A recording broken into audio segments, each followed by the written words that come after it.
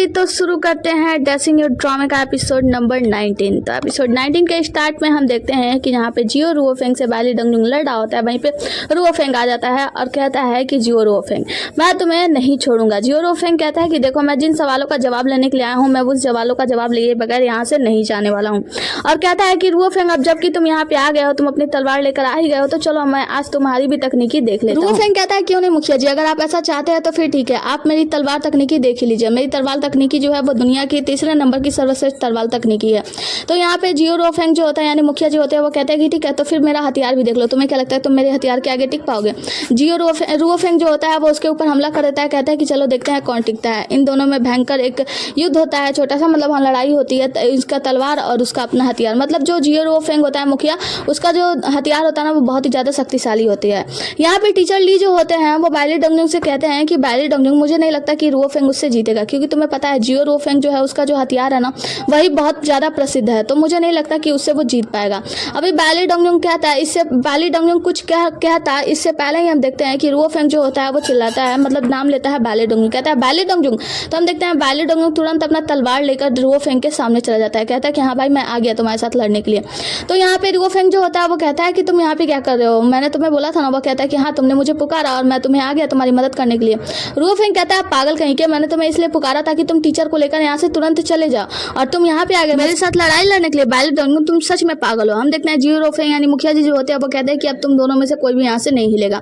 इतना ही कहना था कि हम देखते हैं टीचर ली की आवाज आती है, और यहाँ पे इन लोग जो होती है बड़े ध्यान से देख रही होती है टीचर ली को। टीचर ली जो होते हैं वो उड़ते हुए पानी के ऊपर जाते हैं, मतलब वहाँ पे एक नदी वगैरह होता है, तालाब।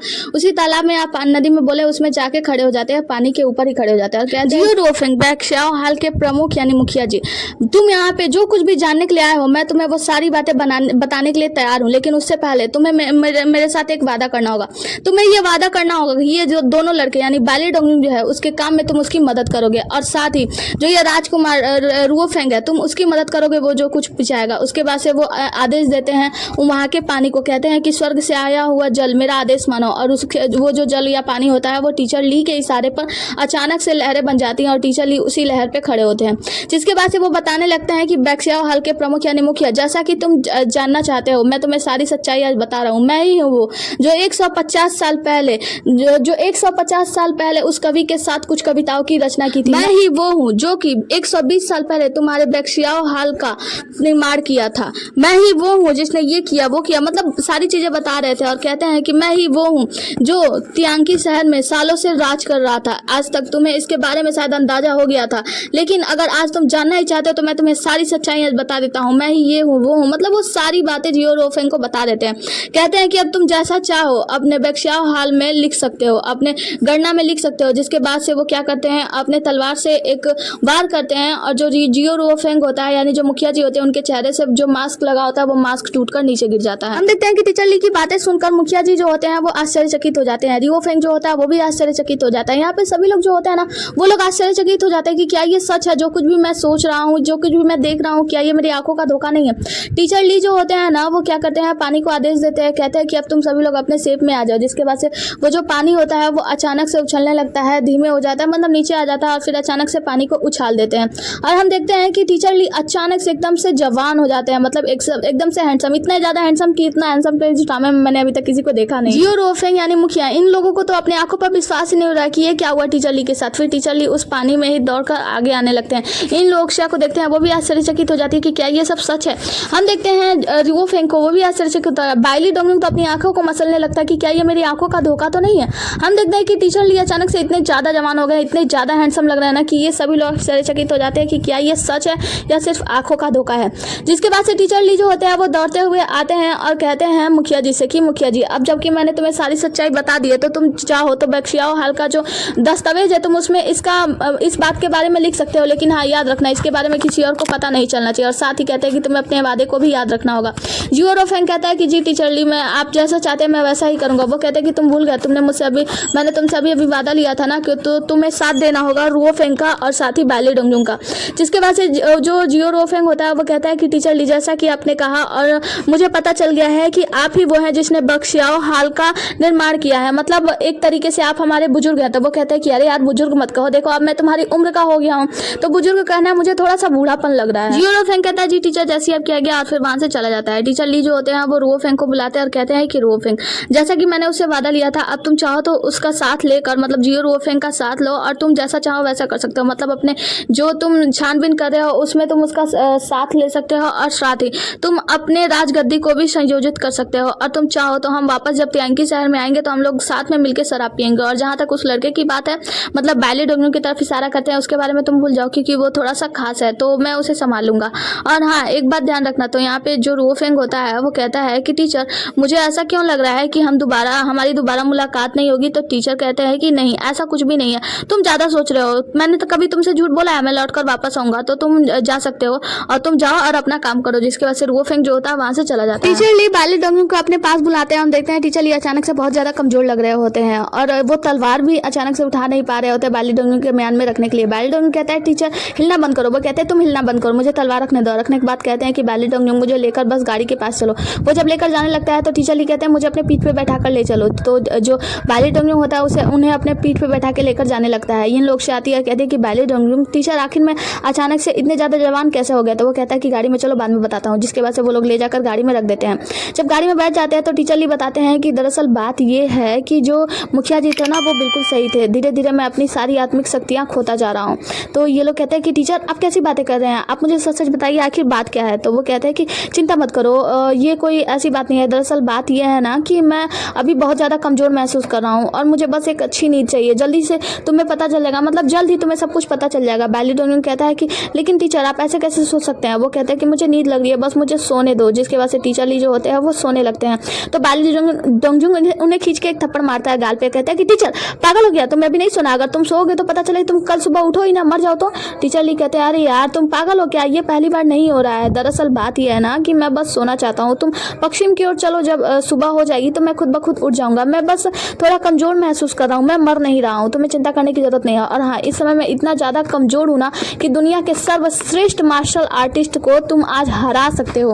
बैली डोंगनू कहता है कि कैसी बातें कर रहे हो टीचर। वो कहता है कि प्लीज बैली डोंगनू मुझे थोड़ी देर सोने दो। जिसके बाद से टीचर ली जो होते हैं वो सो जाते हैं। आगे का सीन हमें नानजुए का दिखाया जाता है। यहाँ पे हम देखते हैं कि एक रेस्टोरेंट, मतलब छोटा सा ढाबा होता है, यहाँ पे लोग बातें कर रहे होते हैं वर्षा दानव के बारे में कि मैंने सुना है कि वर्षा दानव जो है ना वो कई दिनों से ऐसे यात्रा कर रहे हैं नानजुए का, मतलब आधा शहर का तो यात्रा कर ही चुके हैं। और मैंने सुना है कि वो शायद डोंगियो नदी पे जाने वाले हैं। डोंगियो नदी पर जाकर वो किसी तलवार देवता को, मतलब किसी तलवार देवता को जरूर वहाँ पे चुनौती देने वाले हैं।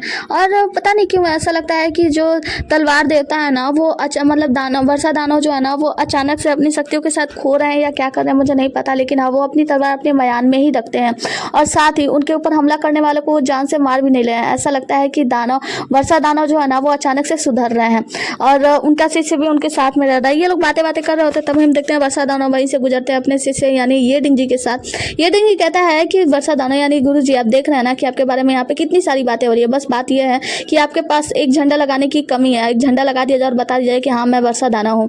जिसके बाद से लोग तो और सारी बातें बनाने लगेंगे। वैसे भी लोग इतनी सारी बातें बनाने में माहिर हैं।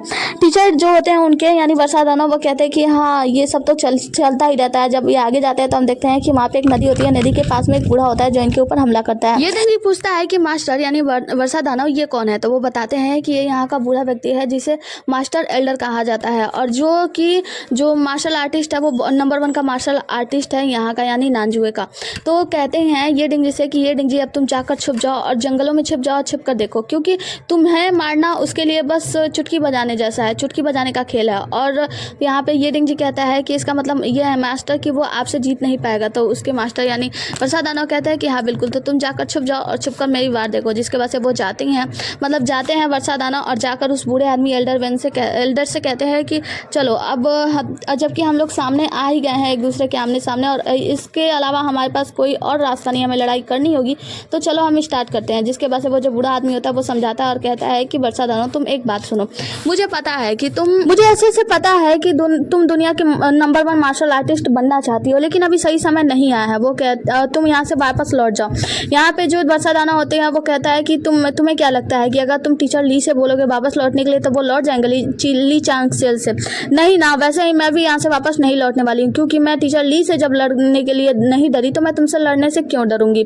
यहाँ पे जो मास्टर एल्डर होते हैं वो कहते हैं कि बिल्कुल नहीं, तुम्हें पता है कि जो बेइक है ना वो हमेशा से नानजुए पर भारी रहा है, मतलब नानजुए तलवारबाजों में नंबर 1 है, लेकिन बेइक टीचर मास्टर ली के वजह से हमेशा से नानजुए पर भारी रहे हैं, लेकिन अब तुम अगर ये सब करोगी तो तुम्हें लगता है कि नानजुए का नाम नहीं डूबेगा। तो यहाँ पे वर्षा दानव कहती है कि नानजुए नानजुए नानजुए। देखिए टीचर, देखिए मास्टर, मैं आपको एक बात बता दूं कि मैं नानजुए को लेकर मुझे कोई फर्क नहीं पड़ता, बस मुझे दुनिया में नंबर 1 का मार्शल आर्टिस्ट बनना है। इसके लिए मैं किसी को भी पीछे छोड़ दूंगी, यानी किसी को भी हराने के लिए तैयार हूँ। और कहती हैं कि मास्टर एल्डर, मुझे लगता है कि शायद से आप बूढ़े हो चुके हैं और आप हारने से डर रहे हैं, है ना, इसीलिए शायद आप सामने नहीं आने वाले हैं। तो मास्टर एल्डर जो होता है उन्हें थोड़ा सा गुस्सा आ जाता है, कहते हैं कि अच्छा तुम्हारी इतनी हिम्मत, तुम्हें लगता है कि मैं तुमसे डर गया हूँ, तो फिर चलो फिर वार करते हैं। जिसके बाद से हम देखते हैं कि वो वर्षा दानव के ऊपर वार करते हैं और वर्षा दानव से कहते हैं कि मुझे पता है कि तुम अपने तलवार का उपयोग नहीं करोगे, क्योंकि तुम अपने तलवार में कुछ ऐसी चीज़ें हैं जिसका तुम प्रयोग कर रहे हो और उन तलवारों को तुम इकट्ठा करके एक बार में सबसे बड़े मार्शल आर्टिस्ट के ऊपर हमला करोगी और तुम दुनिया की नंबर 1 मार्शल आर्टिस्ट बन जाओगी। तो यहाँ पे वर्षा दानव जो होती है वो कहती है कि ऐसा बिल्कुल नहीं होगा,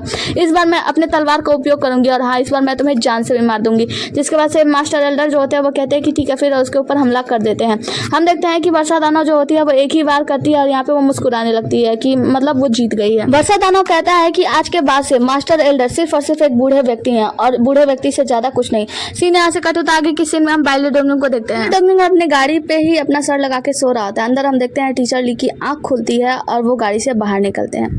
हम देखते हैं कि टीचर ली जो होता है वो चारों तरफ देखते हैं कि बाइली डोंगुंग जो है वो वहाँ पे सो रहा है और वो आगे बढ़ते हैं तो आगे वो देखते हैं कि जो यिन लोक्शिया है वो कुछ खाना पका रही है। जिसके बाद से यिन लोक्शिया ने हेलो करती है। वो हेलो करने के बाद साइड में जाते हैं और वो देखते हैं उस पेड़ को। पेड़ के ऊपर जो होते हैं बहुत अच्छे अच्छे फल लगे होते हैं, मीठे रसीले। तो वो उस फल को तोड़ने के लिए हाथ आगे बढ़ाते हैं, मतलब जैसे जादू करके तोड़ते हैं ना, तो वैसे ही जादू करके फल तोड़ने की कोशिश करते हैं। देखा जाए तो टीचर ली की शक्तियां यहाँ पे खत्म हो गई हैं और बाइली डोंगुंग ये देख लेता है कि टीचर ली कैसे उछल उछल के उस फल को तोड़ने की कोशिश कर रहे हैं। बाइली डोंगुंग जब देखता है कि टीचर ली उछल उछल के तोड़ने की कोशिश कर रहे हैं बच्चों की तरह, लेकिन वो तोड़ नहीं पा रहे हैं, लेकिन तो टीचर ली को बुरा ना लगे इसलिए वो फिर से आंख बंद करके सो जाता है। जिसके बाद से टीचर ली कहते हैं कि वो दुनिया का सबसे बड़ा मार्शल आर्टिस्ट आज एक अपने लिए फल भी नहीं तोड़ सकता। यहाँ पे हम देखते हैं कि बाइली डोंगुंग करके आंख खोलने की कोशिश करता है तो टीचर ली अचानक से जाके वहीं पे बैठ जाते हैं और ऐसा लगता है कि जैसे अपने शक्तियों को बढ़ाने के लिए व्यायाम कर रहे हो। बाइली डोंगुंग उठता है और टीचर ली के पास जाता है और टीचर ली को चारों तरफ से देखता है और उनके मुंह के सामने आकर कहता है कि क्या आप सचमुच में व्यायाम कर रहे हैं, मतलब यहाँ पे मेडिटेशन कर रहे हैं। टीचर ली तो बिल्कुल भी नहीं हिलते, जैसा लगता है कि सच में एकदम मुद्रा में खोए हुए हो। यहाँ पे बाइली डोंगुंग जो होता है वो अपना हाथ ऊपर करता है और आत्मिक शक्तियों से वहां से कुछ फल को तोड़ लेता है। टीचर ली के नाक के पास ले जाकर कहता है कि वाह कितने रसीले और मीठे स्वादिष्ट फल है। फिर खाने लगता है, फिर उन्हें महकाता है, मतलब उन्हें ललचा रहा होता है एक तरीके से टीचर ली को। हम देखते हैं इन लोग से आती है, कहती है कि तुम क्या कर रहे हो। वो कहता है कुछ नहीं, मैं तो बस फल खा रहा था। इन लोग से कहती है कि ठीक है खाना तैयार है और चलो खाना खाते हैं। बाइली डोंगुंग खाना खाने के लिए जाने लगता है। टीचर ली से कहता है कि आप भी आ जाओ, खाना तैयार है। इन लोग से वहां से चली जाती है और बाइली डोंगुंग भी पीछे चला जाता है। टीचर ली आँख खोलते हैं और कहते हैं कि अच्छा तो ये मुझे चिढ़ा रहा था। जिसके बाद से हम देखते हैं कि अपना खाना वाना पका रही होती है। तभी यहाँ पे जो होता है ना बाइली डोंगुंग आता है और पीछे पीछे टीचर ली भी आते हैं। टीचर ली को बाइली डोंगुंग रोटी देता है तो वो कहते हैं कि नहीं ये मुझसे नहीं पचेगा, मुझे वो फल दो ना। तुम अभी नहीं कह रहे थे कि वो फल बहुत ही ज्यादा मीठा और स्वादिष्ट है। तो बाइली डोंगुंग कहता है कि क्या आप मुझे सुन रहे थे, इसका मतलब ये है कि आप खोए हुए नहीं थे अपने मेडिटेशन में, है ना। वो कहता है कि नहीं ऐसी बात नहीं है, मैंने बस सुन लिया। तो यहाँ पे बाइली डोंगुंग कहता है कि हाँ ऐसे कैसे हो सकता है, मैं आपके लिए बचाया हूँ ना फल, और वो उसे दे देते हैं। तो टीचर ली जो होता है उस फल को ले लेते हैं, कहते हैं कि ये हुई ना बात। बाइली डोंगुंग कुछ सवाल करता है तो टीचर ली कहते हैं कि सोच लो, एक ही सवाल पूछ सकते हो तो सोच समझ के पूछना। जिसके बाद से इन लोग और बाइली डोंगुंग दोनों पूछते हैं कि अब आप बताइए आप इतने जवान कैसे हो गए। टीचर ली बताते हैं कि दरअसल बात यह है कि एक बार जब मैं छोटा था तो जी हक्षी पर्वत पे चला गया था और वहाँ पे मुझे एक व्यक्ति मिला जिससे कि मैंने कुछ विद्याएं तो कुछ तंत्र मंत्र और विद्या सीखी और उस विद्या के चलते वो बहुत ही ज़्यादा कठिन विद्या है, कठिन परिश्रम है, लेकिन उस विद्या के चलते मैं हर 30 वर्ष में अपने आप को जवान कर सकता हूँ।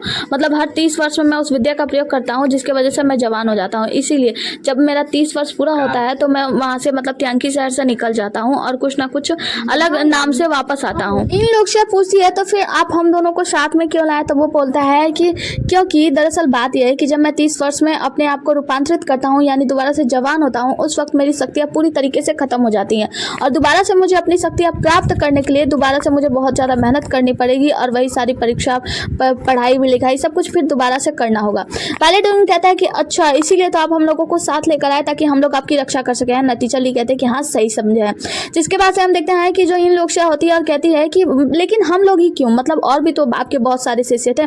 तो वो कहता है कि क्योंकि यहाँ से जाने के बाद मैं उन सभी से रिश्ता तोड़ देना चाहता हूँ, क्योंकि अगर मैं पुराने रिश्ते सबसे रखूंगा तो फिर ये बात तो चारों तरफ फैल ही जाएगी ना कि मैं बहुत ही ज़्यादा बड़ा हूँ, बूढ़ा हूँ वगैरह वगैरह। तो इसीलिए मैं नहीं चाहता कि पुराने सभी सभी लोग मेरे बारे में जाने। और हाँ, तुम लोग भी याद रखना। तो यहाँ पे इन लोकशिया से कहते हैं कि वैसे इन लोकशिया, मैं तुम्हें यहाँ पे इसलिए लेकर आया हूँ क्योंकि तुम्हारे गुरु मुझसे आग्रह कर रहे थे तुम्हें अपने साथ लाने के लिए, इसलिए मैं तुम्हें लेकर आ गया। और हाँ, एक बात याद रखना, आज के बाद से तुम लोग मुझे टीचर ली कह के नहीं पुकारोगे, तो तुम लोग मुझे कोई नाम दे दो। मैं चाहता हूँ कि मेरा 2 अक्षर वालों का छोटा सा नाम हो, जैसे यूची, न्यून, मतलब कुछ ऐसा नाम दो। तो यहाँ पे बैली डंगुंग जो कहता है कि अच्छा ऐसा नाम। तो हम देखते हैं कि इन लोकशिया जो होती है वो कहती है कि नांगोंग कैसा रहेगा, आपके चेहरे के हिसाब से आपके ऊपर नांगोंग सूट करता है। वो कहते हैं कि हाँ, नांगोंग अच्छा नाम है। उसके बाद से वो नाम के लिए, उपनाम के लिए कहते हैं, तो वो कुछ नाम हम सोचते हैं। कहते हैं कि टीचर ली जो है ना वो बहुत ही ज़्यादा अल्लड़ थे, बहुत ही ज़्यादा बेवकूफ़ तरीके से व्यवहार करते थे, लोगों से अभद्र व्यवहार करते थे, लेकिन मैं वैसा नहीं रहना चाहता हूँ। मैं इस जीवन में, मतलब मैं अपने इस नए जीवन में चाहता हूँ ना कि बहुत ज़्यादा सरल और स्वाभाविक रूप से बहुत ही अच्छा मास्टर बनूँ, मतलब सीधा साधा सरल रहूँ। तो इसीलिए मेरा नाम नांगोंग चंगशुई रख दो। तो तुम लोग आज के बाद से मुझे नांगोंग चंगशुई कहोगे। बैली डंगुंग कहता है वैसे टीचर आप तो मुझसे भी ज़्यादा छोटे लग रहे हैं। तो वो कहते हैं कि हाँ, तुम तो जानते हो, तो आज के बाद से तुम अब मुझे अपना दोस्त कहना, और कोई भी पूछे तो टीचर ली नहीं बल्कि नांगोंग चंगशुई ही तुम दोनों कहोगे। जिसके बाद से ये दोनों कहते हैं कि जी टीचर, जैसे आपकी आज्ञा। बैली डंगुंग टीचर का नाम सुन के थोड़ा सा मुंह बनाता है और कहता है कि ठीक है, आगे ये बताइए कि हम कहाँ जाने वाले हैं। चंगशुई चंगशुई बताते हैं, यानी टीचर ली को अब हम चंगशुई कहेंगे। चंगशुई जो होते हैं वो बताते हैं कि ये देखो, हम जाने वाले हैं जुयेयू शहर। जुयेयू शहर जो कि रोमांस और खूबसूरती से भरपूर है। यहाँ पता है इतनी ज़्यादा खूबसूरत घाटियाँ हैं जो कि बर्फ से ढकी हुई हैं। चांदनी से नहाया हुआ शहर, मतलब वहाँ की बहुत सारी तारीफ करते हैं, कहते हैं कि ये बहुत प्यारी सी जगह है। और वहाँ जाने के लिए हम डेंगटियन मंडप से गुजरेंगे। डेंगटियन मंडप इतना ज़्यादा खूबसूरत जगह है ना, उसके दूसरी तरफ बस एक छोटी सी दुनिया है जहाँ पे बहुत सारे लोग रहते हैं। लेकिन डेंगटियन मंडप के जब ऊपरी हिस्से पे आप जाएंगे ना, तो आपको पता चलेगी कि खूबसूरती क्या होती है। वहाँ से देखने पे शहर की खूबसूरती इतनी ज़्यादा प्यारी लगती है वगैरह वगैरह, मतलब बहुत सारी तारीफ कर रहे होते हैं। बैली डंगुंग कहता है कि एक बात बताइए चंगशुई कि जो जुयेयू शहर है, ये सच में कोई ऐसा जगह भी है या बस आप ऐसी बातें बना रहे हैं। तो यहाँ पे चंगशुई कहते हैं कि नहीं, ऐसी बात नहीं है, ऐसी एक जगह है जो बहुत ही ज़्यादा प्यारी है। तो बैली डंगुंग कहता है कि वैसे मैंने जुयेयू शहर के बारे में कुछ सुना नहीं है, मैंने ऐसा नाम कभी सुना नहीं। तो चंगशुई कहते हैं कि तुमने तो बहुत ऐसी चीज़ें हैं जिसका नाम नहीं सुना, इसका मतलब ये थोड़ा नहीं कि वो दुनिया में नहीं है। हम देखते हैं कि एक जगह पे ये लोग बैठे होते हैं। तो चंगशुई कहते हैं ये इन लोकशिया से कि इन लोकशिया, आपके गुरु ने जो आपको तलवार तकनीकी सिखाई है, ये उसने तब सीखी थी जब वो मेरा शिष्य था, तब मैंने उसे सिखाई थी। तो अगर तुम्हें उसमें कोई भी परेशानी है तो तुम मुझसे पूछ लेना, मैं तुम्हें उसके बारे में बता दूंगा। तो इन लोकशिया कहते हैं कि जी टीचर, आपका बहुत बहुत धन्यवाद। तो उसके बाद से कहते हैं चंगशुई कि एक काम करो, तुम ना भूल जाओ कि तुम्हारा टीचर जो है वो तुम्हारे सामने आता है तो कैसा कैसा व्यवहार करता है, उसके व्यवहार पे तुम बिल्कुल भी ध्यान मत देना। बैली डंगुंग और इन लोकशिया दोनों हंसने लगते हैं। तब वो कहता है कि हाँ, वो थोड़ा सा अजीब व्यवहार करता है ना। तो इन लोकशिया कहती है कि हाँ टीचर बिल्कुल, लेकिन आप हाँ मेरे गुरु के इसके बारे में मत बताइएगा। तो उसके टीचर जो चंगशुई होते हैं वो कहते हैं कि हाँ बिल्कुल नहीं बताऊंगा। उसके बाद से वो कहते हैं बैली डंगुंग को, और जहाँ तक तुम्हारा बात है तो बैली डंगुंग कहता है कि वैसे आपके पास तो कोई शक्ति भी नहीं है, तो आप मुझे क्या सिखाने वाले हैं। तो यहाँ पे चंगशुई कहता है कि देखो, माना कि मेरे अंदर आत्मिक शक्ति नहीं है, लेकिन मेरे दिमाग में अभी भी वो तलवार तकनीकी बैठी हुई है।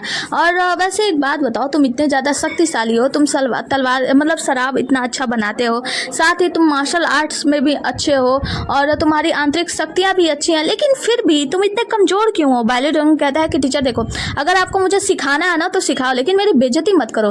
तो चंगशुई कहते हैं कि हाँ हाँ ठीक है, ये लो किताब और इस मैनुअल से देखकर कुछ पढ़ना। तो वो कहता है कि क्या ये मैनुअल, मतलब ये तो सड़क के किनारे मिलने वाली खराब सी मैनुअल है ना, जो कोई व्यक्ति बेचता था। तो वहाँ पे वो याद करता है कि वो अपने चाचा के साथ गया था, तो सड़क के किनारे से 3 रुपये में वो किताब मिल रही थी। जिसके बाद से वो चंगशुई से कहता है कि चंगशुई, मैंने इस किताब को 3 रुपये में बिकते हुए देखा था, और ये इतना साधारण सा किताब, इसमें कौन सा मार्शल आर्टिस्ट प्रयास कर सकते हैं हम। तो यहाँ पे जो चंगशुई होते हैं वो बताते हैं कि दरअसल मेरा एक दोस्त था जिसने ये खराब से किताब से ही मार्शल आर्ट का प्रयोग, मतलब वो किया, बहुत अच्छा प्रैक्टिस किया। तो वो याद करते हैं और हमें एक फिर हैंडसम से लड़के को दिखाया जाता है और हम देखते हैं कि यहाँ पे चंगशुई भी था, मतलब अपने जवानी के रूप में, और उन्होंने उससे पूछा था कि तुम इस किताब से कैसे मार्शल आर्टिस्ट का वो प्रयोग वगैरह कर रहे हो, प्रैक्टिस कर रहे हो। तो वो बताता है कि दरअसल मैं बहुत ही ज़्यादा गरीब हूँ, मेरे पास इतने पैसे नहीं है, इसीलिए मैंने सड़क के किनारे से ये किताब खरीदी और इससे मैं 17 सालों से प्रैक्टिस कर रहा हूँ और मैं एक ना एक दिन अच्छा मार्शल आर्टिस्ट जरूर बन जाऊँगा। अगले ही पल हम देखते हैं कि बैली डंगुंग जो होता है वो उस किताब से कुछ तलवार तकनीकी का मतलब वो क्या बोलते हैं प्रैक्टिस कर रहा होता है,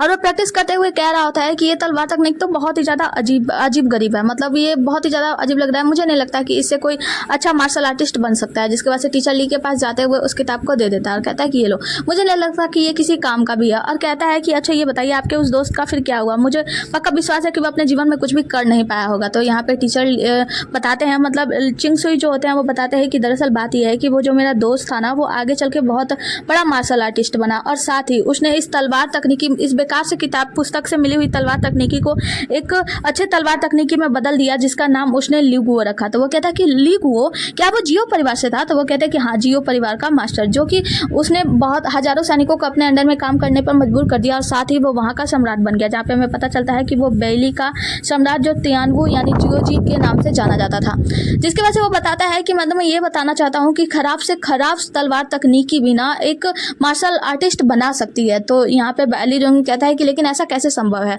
यहाँ पे हम देखते हैं कि जो हमारी इन लोग से होती है कहती है कि बैली डोंग दरअसल बात ये है कि चंगसुई तुम्हें ये समझाना चाहते हैं कि तुम ना जो संगीत जानते हो, मतलब गु चैंग का संगीत तलवार गीत जानते हो, और उसमें तुम ये छोटी मोटी तकनीक जो कि तुम्हें ऐसा लगता है कि किसी काम का नहीं है, तुम इसे उनमें शामिल कर सकते हो और तुम एक बहुत बड़े मार्शल आर्टिस्ट बन सकते हो। मतलब बेकार से बेकार तलवार तकनीक भी तुम्हारे साथ जुड़कर और साथ में तुम्हारा तलवार तुम्हारा साथ दे तो तुम एक नंबर 1 के मार्शल आर्टिस्ट बन सकते हो और ये तुम्हारे साथ में मिलकर एक नया संयोजन, एक नया तलवार तकनीक बना सकता है जो कि तुम्हारा अपना खोज होगा, मतलब वो तुम्हारे लिए होगा।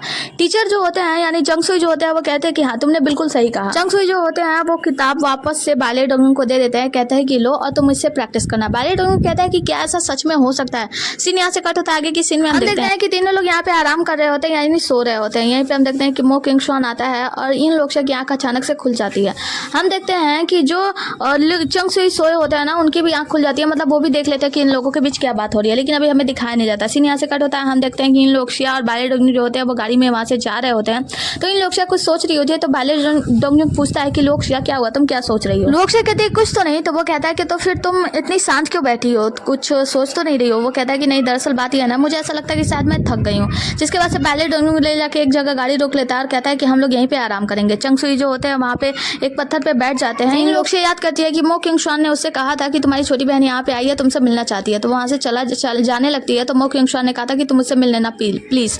जिसके बाद से इन लोग से ये सब सोचते हुए कहती है कि ये जो बैली डोंग से कहती है कि बैली डोंग तुम यहाँ पे मेरा इंतजार करो, मैं अंदर से कुछ जंगली फल तोड़ कर लाती हूँ। वो कहता है कि मैं भी तुम्हारे साथ चलता हूँ। तो वो कहती है कि नहीं, तुम यहीं रहो और चंगसुई की रक्षा करना, क्योंकि तुम्हें पता है ना उसके पास शक्तियाँ नहीं है। तो बैली डोंग कहता है कि अच्छा। तो चंगसुई कहता है कि हाँ, तुम्हारा बहुत बहुत शुक्रिया, जाओ और जल्दी आना। जिसके बाद से हम देखते हैं कि इन लोग जो होती है वो वहाँ से चली जाती है और बैली डोंग यहाँ पे अपने तलवार की प्रैक्टिस करने लगता है, मतलब तलवारबाजी करने लगता है। यहाँ पे टीचर ली यानी जो चंगसुई जो होता है वो कहते हैं कि वैसे तुम इतनी जल्दी क्यों कर रहे हो, आराम से सीख जाओगे। तो वो कहता है कि नहीं, इसमें तो 19 तकनीकें हैं और ये सब सीखने में मुझे 40 साल हो जाएंगे, तब तक मैं 40 साल का हो जाऊंगा और मैं उससे मिलूंगा। ये थोड़ा अजीब बात है ना। उसने मुझसे वादा किया, मैंने उससे वादा किया है कि जब मैं फेमस हो जाऊंगा तो वो मुझे ढूंढ लेगी। वो कहते हैं कि औरत का चक्कर बाबू भैया, मतलब चंगसुई कहता है कि औरत का चक्कर। वो कहता है कि हाँ, और वो बस एक औरत नहीं है, तुम्हें पता है वो मेरे दिल की सबसे खूबसूरत महिला है जिसे मैं अब तक दुनिया में मिला हूँ। मैं उससे 2 बार ही मिला हूँ। मैं ये तो नहीं कह सकता कि मैं उसके साथ प्यार में हूँ, लेकिन हाँ, अगली बार जब मैं फेमस हो जाऊंगा और वो मुझसे मिलने के लिए आएगी ना तो हमारे कहानी की नई शुरुआत होगी। बैली डोंग कहता है कि चंगसुई, मुझे लगता है कि आपको भी अपना प्राणायाम करना चाहिए और मुझे अपनी तलवारबाजी करना चाहिए, क्योंकि मैं नहीं चाहता कि मैं उस खूबसूरत महिला को और ज्यादा इंतजार कराऊं, क्योंकि बहुत समय हो गया ना। तो मैं उससे मिलना चाहता हूँ। मैं चाहता हूँ कि वो मेरे पास आए और मैं जल्दी फेमस हो जाऊँ, जल्दी से मैं अपनी तकनीकी बनाऊं। आगे की सीन में हम देखते हैं लोक्शिया जंगल के बीचों बीच में जाती है और वहाँ पे जाने के बाद एक बांसुरी बजाने लगती है, मतलब बांसुरी की धुन सुनकर उसकी छोटी बहन उससे मिलने आती है। बैली डोंग यहाँ अपने तलवार की तकनीकी का अभ्यास कर रहा होता है और जो उसके टीचर यानी चंगसुई होते हैं वो उससे कह रहे होते हैं कि बैली डोंग, एक बात बताओ, जिस महिला से तुम प्रेम में हो, जिसके साथ तुम रहना चाहते हो, क्या हो अगर तुम्हें पता चले कि वो महिला अच्छी नहीं है और क्रूर है? वो कहता है कि मैं इस बात पे विश्वास नहीं कर सकता, क्योंकि महिला की खूबसूरती मतलब उसकी आंखों से पता चलता है कि वो इंसान कैसा है और मुझे पूरा विश्वास है कि वो बहुत ही ज़्यादा अच्छी और प्यारी है, प्यारे स्वभाव की है।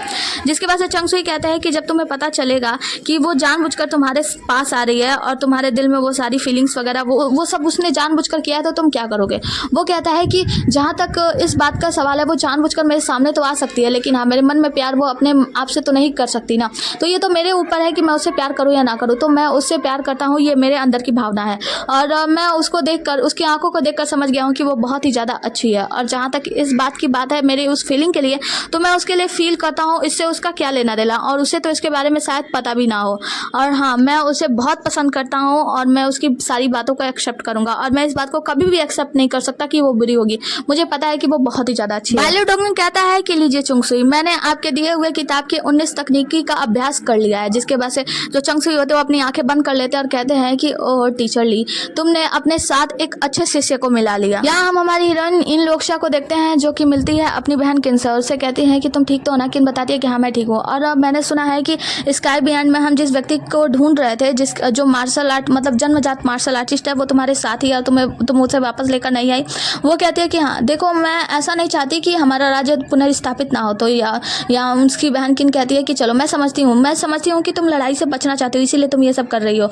वैसे मैंने सुना है कि तुम मास्टर ली के साथ यात्रा कर रही हो, तो मैं उन्हें एक बार देखना चाहती हूँ, मास्टर ली को। तो यहाँ पे जो इन लोग से है वो कुछ सोचती है और कहती है कि जो मिस्टर ली है ना, वो कुछ काम की वजह से कहीं चले गए हैं, वो अभी हमारे साथ नहीं है। तो वो कहती है अच्छा ऐसी बात है, कोई बात नहीं, तुम चिंता मत करो, मैं समझ सकती हूँ तुम क्या सोच रही हो। उसके बाद से उससे मिलती है और कहती है कि तुम अपना ख्याल रखना, और वहाँ से जाने लगती है। जिसके बाद से उसकी बड़ी बहन यानी हमारी हीरोइन जो होती है अपनी छोटी बहन किन से कहती है कि किन, एक बार जब मैं वापस स्काई बियॉन्ड लौट जाऊंगी, यहाँ पे जब सब कुछ ठीक कर दूंगी, तो मैं वापस लौटूंगी और मैं सफाई दूंगी, मैं सबको बताऊंगी कि आखिर सच्चाई क्या है, मैं क्यों ये सब कर रही हूँ। तो उसकी बहन जो होती है वो कुछ भी नहीं सुनती और बस वहाँ से चुपचाप से चली जाती है। उसके जाने के बाद हम देखते हैं मो किंग स्वान आता है और हमारी हीरोइन से यानी इन लोक्शिया से मिलता है। उससे कहता है, मो किंग स्वान कहता है कि जिस दूसरे रास्ते के बारे में तुम बात कर रही थी, क्या तुम्हें वो दूसरा रास्ता मिला? वो कहती है कि नहीं, हालांकि मुझे वो दूसरा रास्ता नहीं मिला, लेकिन मुझे थोड़ा बहुत अंदाजा है कि मुझे क्या करना है। जिसके वजह से मो किंग स्वान कहता है कि अच्छा ठीक है, तो फिर तुम अपना यात्रा जारी रखो, और वैसे क्या मैं तुम्हारे यात्रा में शामिल हो सकता हूँ? तुम चिंता मत करो, वैसे चाहे कुछ भी हो जाए मैं तुम्हारी हमेशा रक्षा करूंगा, तुम्हारे लिए वो सब कुछ करूंगा जो तुम चाहोगी, लेकिन तुम चिंता मत करो, मैं तुम्हारे ऊपर खतरा बनकर बिल्कुल भी नहीं मंडराऊंगा। जिसके बाद से अगले ही सीन में हमारी हीरोइन की बहन को देखते हैं, वहां से जा रही होती है और यूजी उसके पास आता है। यूजी कहता है कि दूसरी महिला, क्या तुम अपनी सिस्टर से मिली, मतलब बड़ी बहन से मिली, क्या बात हुई? तो वो कहती है कि इससे फर्क नहीं पड़ता क्या बात हुई क्या नहीं हुई, मुझे पता है कि मेरी बड़ी बहन जो है वो बैली डोंगुंग को वापस लेकर नहीं आ पाई, लेकिन मैं इस बात को निश्चित कर रही हूँ कि मैं उसे वापस लेकर जरूर आऊंगी, मतलब बैली डोंगुंग को वापस लेकर आऊंगी और अपने राष्ट्र को पुनः स्थापित करने के लिए काम करूंगी। सीन यहाँ से कट होता है और यहीं पे ये एपिसोड भी समाप्त होता है। मिलता है अगले एपिसोड में, तब तक के लिए बने रहिए हमारे साथ। Tata bye bye, take care.